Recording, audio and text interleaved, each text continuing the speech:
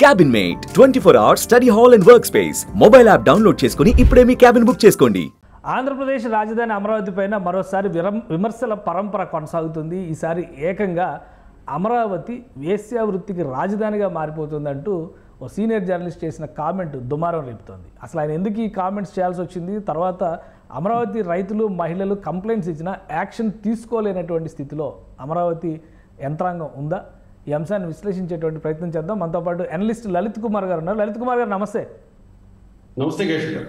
లలిత్ కుమార్ గారు, ఈయన చేసిన కామెంట్స్ని ఏ విధంగా చూడాలి? ఆల్రెడీ కామెంట్స్ చేసిన తర్వాత మహిళలు కంప్లైంట్లు ఇచ్చారు. ఇంకా చెప్పాలంటే అసలు ఆంధ్రప్రదేశ్లో మహిళా కమిషన్ ఉందా, నిద్రపోతుందా అనేటువంటి చర్చ కూడా వస్తుంది. ఇంతవరకు రియాక్షన్ లేదు, పోలీస్ యాక్షన్ లేదు. గవర్నమెంట్ వైపు నుంచి ఎవరైనా చిన్న కామెంట్లు పెడితే సోషల్ మీడియాలో వెంటనే రియాక్ట్ అయ్యేటువంటి యంత్రాంగం ఇంతవరకు ఎందుకు స్పందించలేదు? అంటే ఈ లీగల్ ఒపీనియన్ తీసుకుంటూ ఉంటారు వాటికి కేశవ్ గారు, స్పందించలేదని కాదు.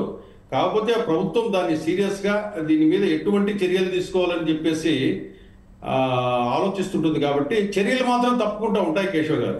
కానీ ఇక్కడ మనం గమనించాల్సింది ఏంటంటే కేశవ్ గారు, ఈ జగన్మోహన్ రెడ్డి 11 సీట్లు వచ్చినా కూడా ఈయనలో మార్పు రాలేదంటే జగన్మోహన్ రెడ్డి మనస్తత్వము ఎలాంటిదో మనం ఎవరు ఊహించలేని పరిస్థితిలో ఉంది. ఆయన మనస్తత్వము, ఆయన పార్టీ యొక్క వ్యవహార శైలి, వాళ్ళ అనలిస్టులు కానీ వాళ్ళకి సంబంధించిన జర్నలిస్టుల మనస్తత్వం కానీ ఏ విధంగా ఉంది ఈ సంఘటనతో మనకు తెలిసిపోతా ఉంటుంది. కానీ అంటే ఒకటి, ఇప్పుడు గతంలో కొంతమంది పోసాని కృష్ణమురళి లాంటి వాళ్ళు పాపం ఎలా పడితే అలా మాట్లాడి అంతా వాళ్ళు రాసిచ్చింది మేము చదివామని చెప్పారు.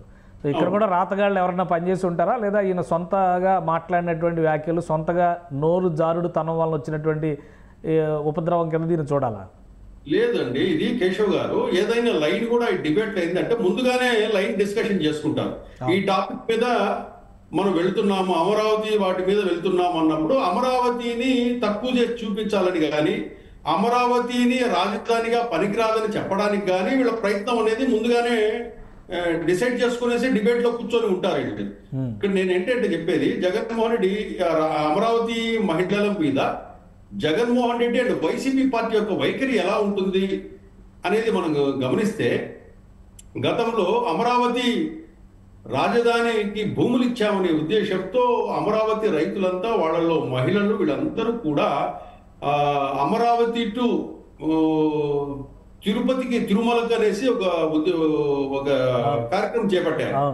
ఆ సమయంలో దేవస్థానం నుంచి దేవస్థానం వరకు అని చెప్పి దేవస్థానం చేస్తే ఆ సమయంలో జగన్మోహన్ రెడ్డి చేసిన కొన్ని డెసిషన్స్ కానివ్వండి, చేసిన విధానం కానివ్వండి, వాళ్ళను వేధించిన విధానం ఎలా ఉండేదంటే, మహిళలకు బాత్రూములు వెళ్ళడానికి కూడా వెళ్ళనివ్వకుండా ఆ ఉద్యమాన్ని నిర్వీర్యం చేసేదానికి ఆ బాత్రూంలో ఉన్న డోర్లు కూడా పోలీసుల చేత తీయించాడు జగన్మోహన్ రెడ్డి.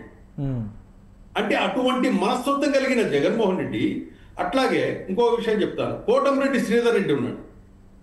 అప్పట్లో ఆ వర్షం తడుస్తూ వాళ్ళు ఎక్కడ ఉండాలో తెలియని పరిస్థితుల్లో అప్పుడు ముందుకొచ్చి ఏదైనా సహాయం చేయాలన్నా కూడా భయపడే స్థితుల్లో ధైర్యంగా కోటమిరెడ్డి శ్రీధర్ రెడ్డి దగ్గరకు వచ్చి వాళ్ళను ఒక మండపంలో ఒక డార్మెటరీలోకి తీసుకెళ్లి వాళ్ళకి ప్రొటెక్షన్ ఇచ్చి ఏదో భోజనం కూడా చేసి పెట్టాడు. అప్పటి నుంచి కోటమిరెడ్డి శ్రీధర్ రెడ్డి మీద కూడా కక్ష కట్టి అతన్ని పార్టీ నుంచి బయటకు వెళ్ళేలా వీళ్ళు ప్రవర్తించారు.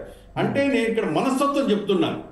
అమరావతి రైతుల మీద, ప్రధానంగా మహిళల మీద, మహిళలను ఎట్లా లాగి కొట్టించారు, మహిళల మీద ఎన్ని కేసులు పెట్టించారు, జగన్మోహన్ రెడ్డి సమాధానం చెప్పాలి. కానీ ఇప్పుడు అయిపోయింది కదా, ఇప్పుడు అంతా అయిపోయింది. ప్రజలు తీర్పు ఇచ్చేశారు, 11 సీట్లకు పరిమితం చేసేశారు, అమరావతిని అందరూ యాక్సెప్ట్ చేశారు, ప్రధానమంత్రి వచ్చి రీలాంచ్ చేశారు, వేల కోట్ల రూపాయలు ఇవ్వడానికి ఫైనాన్షియల్ ఇన్స్టిట్యూషన్స్ అన్నీ కూడా కన్సెంట్ ఇచ్చేసినాయి, పనులు మొదలు పెడుతున్నారు.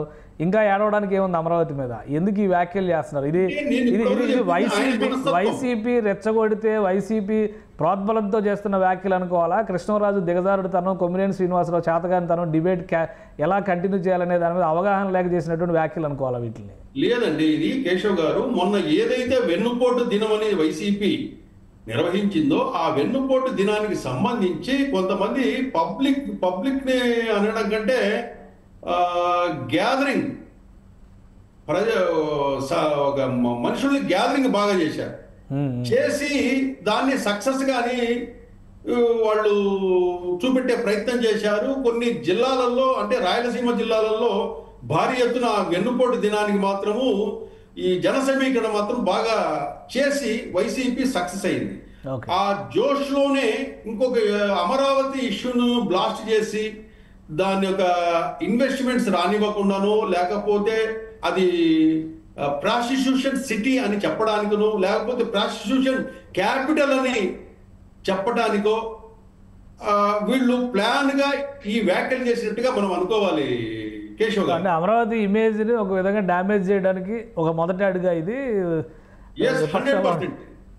ఎందుకంటే నిన్న మొన్ననే ఒక 5-6 రోజుల క్రితం కూడా జగన్మోహన్ రెడ్డి ఏం చేశాడంటే, అమరావతికి ఎందుకు గుంటూరు విజయవాడను కలిపేస్తే జస్ట్ ఆ నాగార్జున యూనివర్సిటీ దగ్గర ఒక 500 ఎకరాల్లో కట్టేయచ్చని కూడా అన్నాడు ఆయన.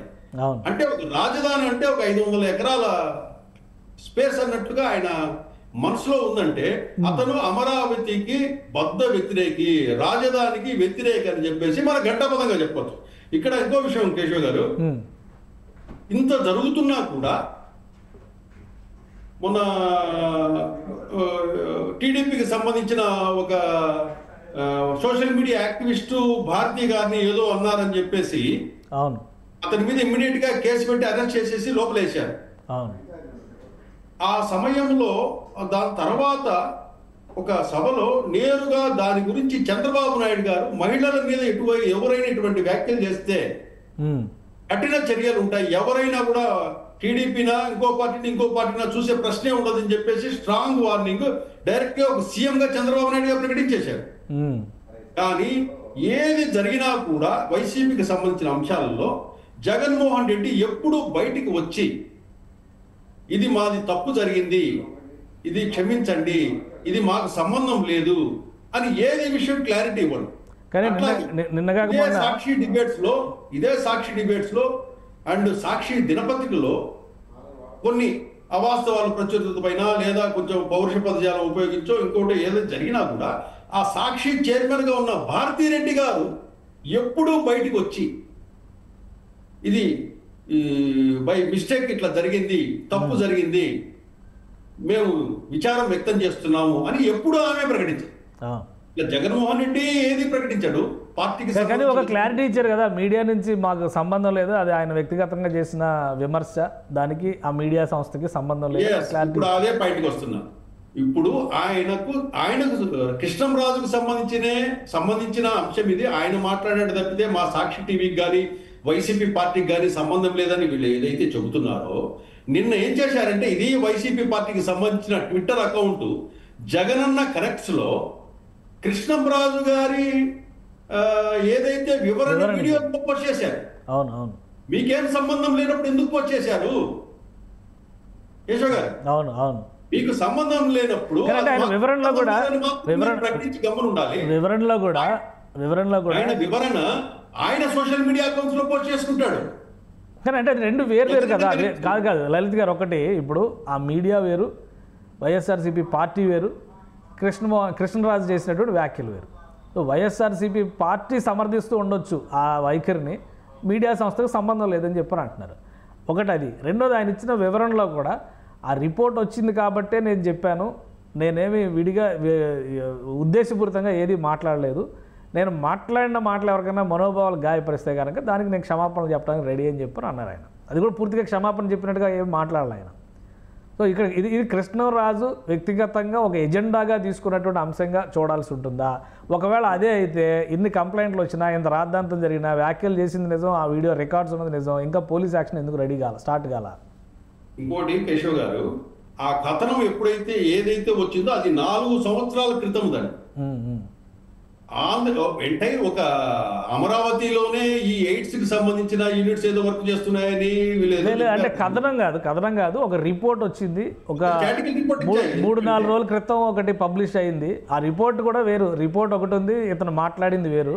ఎందుకంటే రిపోర్ట్లో కర్ణాటక టాప్స్ అని ఉంది, ఈయనేమో ఆంధ్రప్రదేశ్ టాప్ అని చెప్పాడు. టాప్ 5లో ఆంధ్రప్రదేశ్, తెలంగాణ, ఢిల్లీ కూడా ఉన్నాయి అందులో. సో ఆ డేటాను కూడా ఆయన మిస్ఇంటర్ప్రిట్ చేశాడు.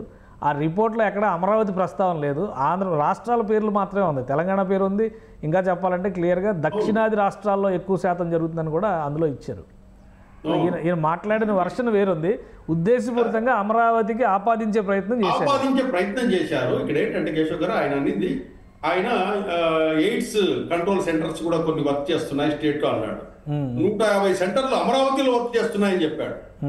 అది తప్పు. 150 యూనిట్లు అంటే సెంటర్స్ ఎంటైర్ రాష్ట్ర వ్యాప్తంగా ఎక్కడైతే ఈ ఎయిడ్స్ కి సంబంధించిన ఈ గ్రామ స్థాయిలో ఎక్కడైతే ఉంటే వాటికి కౌన్సిలింగ్ ఇచ్చుకుంటూ వాటిని అవేర్నెస్ పెంచే కార్యక్రమం యూనిట్లు పనిచేస్తున్నాయని మాత్రమే చెప్పారు. కానీ ఈయన మొత్తం 150 యూనిట్లన్నీ అమరావతిలోనే వర్క్ చేస్తున్నాయి, ఆ రికార్డ్స్ ప్రకారం దాన్ని వేషాల రాజధాని అనాలి అని క్లియర్ కట్ గా చెప్పాడు ఆయన. ఇక్కడ ఏంటంటే ఇక్కడ జగన్మోహన్ రెడ్డి ఎంత కాదని చెప్పినా ఇది వైసీపీ పార్టీ దీన్ని కనుక్కోవడానికి కొన్ని సంవత్సరాలు పడుతుంది కేశవ్ గారు.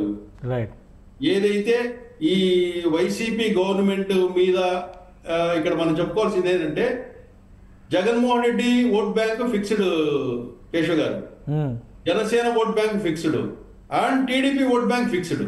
ఇక్కడంతా ఉండేది న్యూట్రల్ ఓట్ బ్యాంక్ ఓటర్స్.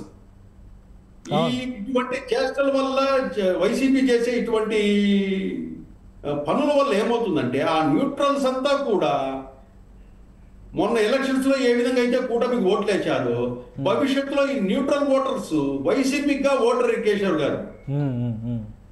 ఇది దృష్టిలో ఉంచుకొని ఏదైనా ఒకటి మాట్లాడేటప్పుడు కానివ్వండి, డిబేట్స్ లో కానివ్వండి, కొంచెం జాగ్రత్తగా, ఎందుకంటే జగన్మోహన్ రెడ్డి గారికి సంబంధించి ఆ మీడియా ప్లస్ ఒక పొలిటికల్ పార్టీ అటాచ్ అయింది కాబట్టి భవిష్యత్తులో వైసీపీ పార్టీ బతకాలన్నా చాలా జాగ్రత్తగా వ్యవహరించాలి. ఈ డ్యామేజ్ ని కంట్రోల్ చేసుకోవడానికే కొన్ని సంవత్సరాలు పట్టే అవకాశం ఉంది కేశవ్ గారు. ఏది ఏమైనా కూడా కేశవ్ గారు వైసీపీ పార్టీని ప్రజలు చంద్రబాబు, పవన్ కళ్యాణ్ అండ్ నారా లోకేష్ ఓడించిన అవసరం లేదు. వైసీపీ పార్టీని వైసీపీనే తనను తాను సర్వనాశనం చేసుకునేదానికి ఆస్కారం ఎక్కువగా ఉంది కేశవ్ గారు. రైట్. థ్యాంక్ యూ లలిత్ గారు విశ్లేషణ అందించినందుకు. ఇది లలిత్ గారు చెప్తున్నటువంటి అంశాలను బట్టి చూస్తే వైసీపీ ఇంకా 11 సీట్లకు పరిమితమైనా కానీ తన వైఖరిని మార్చుకోలేదు. అదే రీతిలో వాళ్ళ ఎనలిస్టులు కావచ్చు, పార్టీ నాయకులు కానీ, కార్యకర్తలు కానీ వ్యవహరిస్తున్నారు. ప్రతి చోట ఈ ఫెయిల్యూర్ ఇది మరింత వెగటుగా మారితే కనుక రాబోయే రోజుల్లో వైసీపీకి ఇదే చేటు చేస్తుందని ఆయన విశ్లేషిస్తున్నారు. ఇది స్పెషల్ డిస్కషన్. Keep watching.